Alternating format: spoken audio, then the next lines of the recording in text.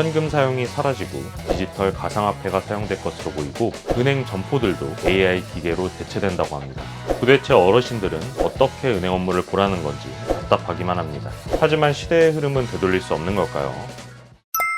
시니어 정보의 모든 것, 걱정 마음바 둘째 아들입니다. 저희 채널에서 그동안 바뀌는 은행 업무에 대한 소식들을 여러 차례 소개해드렸는데요. 많은 분들께서 저희 채널을 통해 입출금 제한을 미리 막고 원활하게 은행 업무를 보실 수 있었습니다. 많은 분들의 성원에 힘입어 이번에는 25년에 바뀌는 은행 업무에 대한 충격적인 소식들을 준비했습니다. 현금 사용이 사라지고 디지털 가상화폐가 사용될 것으로 보이고 은행 점포들도 AI 기계로 대체된다고 합니다. 많은 분들께 불편을 초래할 것으로 보여져서 저 역시 걱정이 큰데요. 도대체 어떤 소식인지 바로 말씀드리겠습니다. 시작 전에 구독, 좋아요만 꼭 부탁드릴게요. 피가 되고 살이 되는 걱정 마음바 지금 시작합니다.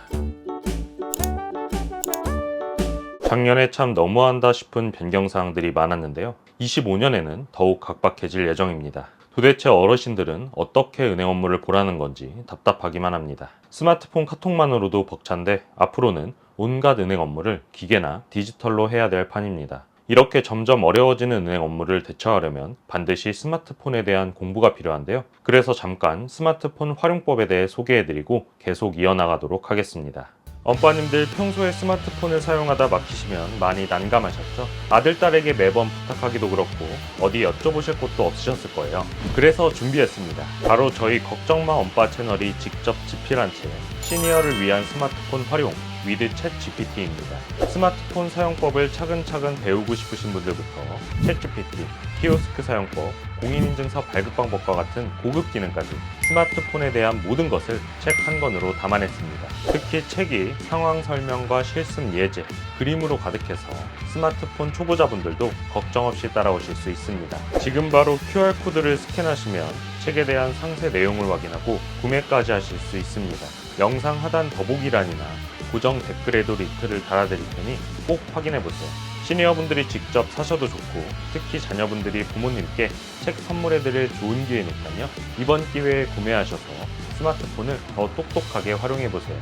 첫 번째 소식입니다. 이제는 현금이 사라지고 디지털 화폐가 도입될 예정이라고 합니다. 다소 걱정스러운 소식인데요. 저희가 흔히 쓰던 현금 대신 CBDC가 도입된다는 소식입니다. 먼저 CBDC란 중앙은행 디지털 화폐의 약자로 한국은행이 기존 현금 대신 디지털 화폐를 발행하겠다는 의미입니다. 이미 한국은행은 디지털 통화의 새로운 가능성을 타진하기 위해서 실증 사업을 추진하고 있다고 합니다. 전과 달라지는 것이 지금까지는 현금이나 바우처를 사용할 때 지갑에 직접 소지하여 이용했었습니다. 그러나 앞으로는 휴대폰에 본인 인증이 된 전자지갑을 만들고요. 그 전자지갑에 현금 토큰을 충전해서 삼성페이나 QR코드를 통해 결제하게 됩니다. 그러니까 현금 카드 들고 다닐 필요가 없어서 편리해지는 것은 사실입니다. 그런데 휴대폰을 통해 모든 정보가 저장되므로 개인정보 침해 문제로부터는 자유로울 수 없게 됩니다. 하지만 시대의 흐름은 되돌릴 수 없는 걸까요? 이번 테스트에 참여 의향을 밝힌 은행만 국민, 신한, 우리, 하나, 기업, 농협, 부산은행 등 7개 은행이나 된다고 하니 곧 디지털 화폐의 출현이 시작될 수도 있겠습니다. 두 번째로는 은행 점포와 ATM이 사라지고 인공지능, 즉 AI 점포가 도입된다고 합니다. 미래의 일로만 생각하셨죠? 이제는 현실입니다. 은행들이 비용 절감을 위해 오프라인 점포와 ATM을 축소하고 있는 것은 어제 오늘 일이 아닙니다. 벌써 작년 11월에는 소공동에 신한은행에 AI 점포가 이미 설립됐다고 합니다. 입구에 들어서면 2m 높이의 반투명 디스플레이가 있고요. 화면 속에 AI 안내원이 고객을 맞이한다고 합니다. 그 뒤로는 무인기기를 통해 업무를 볼 수 있는 비대면 공간이 있는데요. 이 비대면 공간엔 2개의 AI 창구가 자리 잡고 있습니다. 기존 은행 점포와 ATM처럼 입출금 업무뿐만 아니라 이체 업무까지 가능합니다. 또 그동안은 대면으로만 가능했던 예적금 가입과 환전 등 ATM에서 불가능했던 업무도 고객이 스스로 해결할 수 있다고 합니다. 편리해진 것은 사실입니다. 하지만 젊은 사람들조차 어려워하는 이런 최첨단 기술에 어르신들이 과연 적응할 수 있을지 걱정이 되는 것도 사실입니다.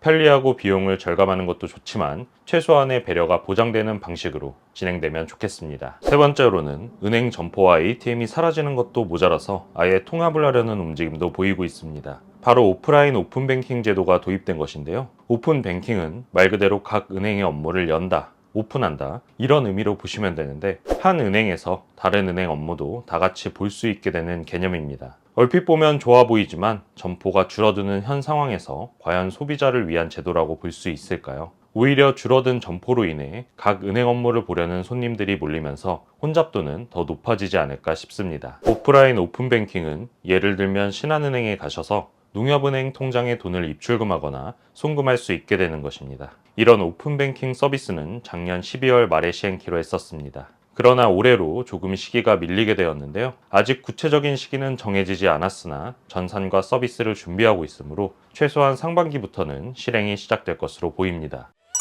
오늘은 2025년부터 달라지는 은행 업무에 관한 소식을 들어봤는데요. 우리 어르신들께서 편히 이용하던 방법들이 올해부터는 사라진다니 걱정도 되고 섭섭한 마음입니다. 디지털도 좋지만 어르신들이 은행 업무에서 소외되지 않도록 최소한의 장치가 꼭 마련됐으면 좋겠습니다. 오늘 말씀드린 내용에 대해 찬성 혹은 반대의 의견을 댓글로 남겨주세요. 여론 형성에 큰 힘이 되지 않을까 싶습니다. 오늘 내용 도움되셨다면 저희 채널에 큰 힘이 되는 구독, 좋아요, 알림 설정 꼭 부탁드립니다. 감사합니다.